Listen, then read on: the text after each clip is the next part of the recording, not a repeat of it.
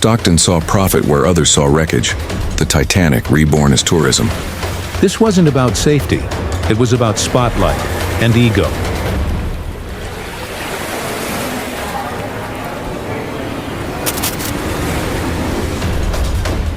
Pilot, I crunch numbers, not pressure gauges or lives. They thought it was safe, but the ocean had other plans. If you're hooked, hit like, drop your thoughts in the comments, and subscribe to Flixer for more real-life thrillers that shake you to the core.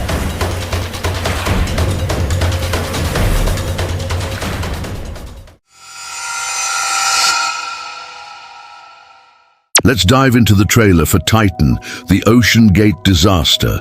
We'll break down the quotes in the context of engineering and ethics.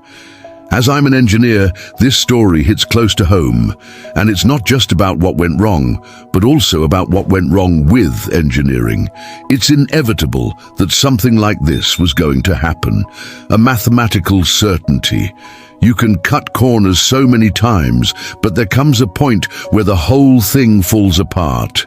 This is really true. However, if you look at the bigger picture, this wasn't an accident waiting to happen. It was a choice that was made time and again to keep costs down and profits up. There are people who knew this was a bad idea and chose to look the other way because they didn't want to hurt the company. That's the big lesson here. The best case scenario is that we learn to speak up and put our foot down when we know something isn't right. And the worst case scenario is that we continue to build systems and organizations that allow this kind of behavior to thrive. In this case, the CEO was willing to override engineering protocols to save money, and he had the power to do so because he was the CEO. He was the one who gave himself the power to validate his own vision, which makes it impossible to challenge his vision. When someone is in control of both the vision and the validation of that vision, there is no mechanism for feedback. This is actually a classic textbook example of what can go wrong when you combine hubristic leadership with a corporate hierarchy that discourages speaking out against management. At some level, you always have to ask yourself, who has the power to say no? And who has the power to say yes? And in this case, the answer was the same person, so nobody had the power to say no. You don't need to be an expert to spot a bad idea. Sometimes all you need is a little bit of common sense. Are you nuts? I'm an accountant. This line shows that people around him understood how crazy things were getting, but they were looking the other way. They were saying yes. Instead of challenging the vision, they were working hard to make it happen. And I think there's two reasons why. One is fear of losing their job or damaging their career by being known as the naysayer who tried to stop the company from succeeding. And the second is just plain old groupthink. When everyone else is excited about something, you don't want to be the one who stands out and asks questions. But this mentality of blindly supporting the vision is what got them into this mess in the first place. There's a quote in the book Super Crunchers by Thomas J. He says, "A superior intellect does not always show itself. It is modest, unpretentious." This is why smart people sometimes appear stupid. They don't talk much, they don't want to stand out, they don't want to draw attention to themselves. But the loudest person in the room is often the least smart. That's not to say that all quiet people are smart or that all loud people are stupid. It's just an observation about human nature. In any group of people, there will always be someone who wants to be in charge. Someone who craves the limelight, someone who loves the sound of their own voice. But the smartest people are often the ones who say the least. It's tempting to dismiss these people as introverts or nerds or whatever. But the reality is that they have something valuable to offer. Their silence could be a source of wisdom and insight.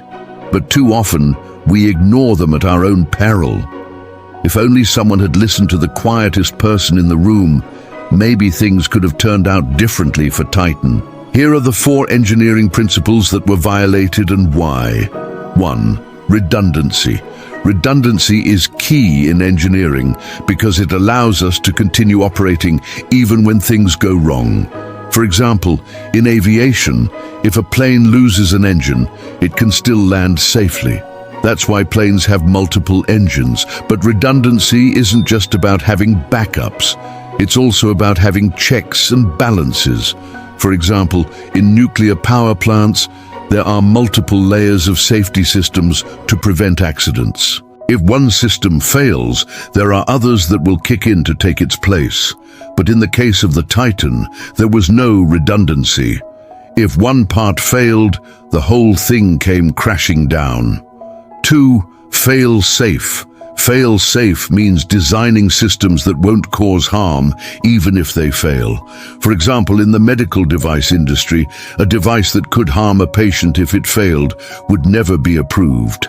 But in the Titan case, the vessel was designed to be piloted manually in the event of a power failure.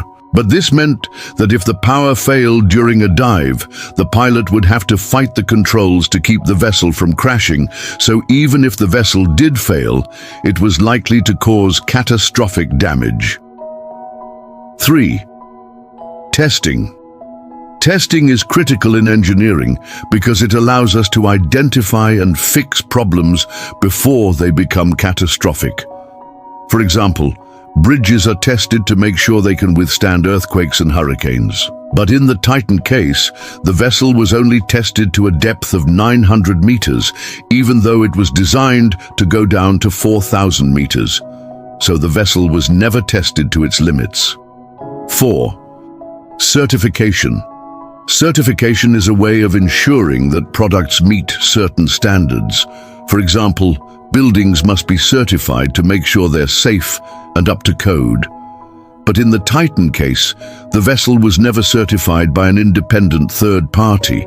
It was certified by the company itself. So there was no objective way of verifying that the vessel was safe. I think there's a couple of reasons why so many engineers and other professionals are willing to overlook safety issues. First is the sunk cost fallacy. Once you've invested a lot of time, money, or effort into something, it's hard to pull away even when it's clear that it's not working out. Like in this case, all the time, money and effort that had gone into developing the Titan up to that point had led to a product that was unsafe to use. But OceanGate continued to invest in it anyway. Second reason is the availability heuristic. We tend to overestimate the likelihood of events that are easy to recall, like if you're a pilot and you've recently been flying a lot in bad weather, you might start to feel like flying is more dangerous than usual. Even though the actual risk hasn't changed, your perception of it has. In this case, all the news stories about the Titan made it seem like deep-sea exploration was more dangerous than it actually was. And that led OceanGate to take more risks than they should have. The last reason is simply the desire to be liked. We all want to be accepted and admired by our peers, and that's especially true in high-pressure environments like Silicon Valley or Hollywood. Like in this case, OceanGate wanted to be seen as innovative and daring, and that led them to ignore safety concerns. At the end of the day, the Titan disaster was the result of a perfect storm of factors that included a flawed business model, a toxic culture, and a lack of oversight. It's a cautionary tale that reminds us that even in the age of technology, human factors are still the most important ones. Here's my 2 cents on how we can do better as engineers. Number 1, we need to remember that we're not just cogs in a machine. We're human beings with the ability to make a difference. If we see something that's not right, we need to speak up. Number 2, we need to create systems that encourage speaking out and punish those who cover up mistakes. Only then can we hope to learn from our mistakes and make real progress. Thank you for watching.